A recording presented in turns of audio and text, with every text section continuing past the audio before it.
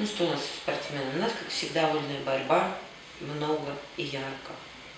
У нас, как всегда, лучники и лучницы. Ну и женская вольная борьба. Спорт у нас хороший. У нас, я считаю так, что в плане спорта все классно, потому что очень много федераций. Очень много федераций, и как-то вот и правительство, ну, не знаю, насколько прям правительство поддерживает, но, по крайней мере, вот, именно спортивные направления федеральные, они очень хорошо работают. Я просто на примере своего сына, у меня сын занимается большим теннисом и занимается карате.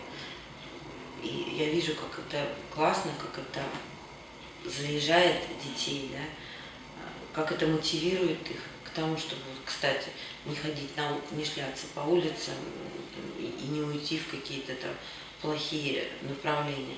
Потому что просто некогда. Спорт занимает достаточно большое количество времени, сил, физических сил. И поэтому вот, собственно, наверное, вещи, с которыми надо воспитывать детей, да, то есть мотивировать их на обучение, чтобы потом и самому хорошо жилось, и было как и чем позаботиться о своих близких. И спорт, а это здоровье и снова-таки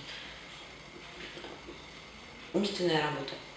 А умственная, потому что вот я беру Федерацию карате, да, Киокушинкай, их тренеры настолько вот грамотные, настолько грамотные педагоги в первую очередь, они их настолько грамотно и клево мотивируют, что вот он не просто бежит на тренировку тренироваться, он в школе учится хорошо, потому что ему в конце каждой четверти нужно принести дневник и показать, какие там оценки.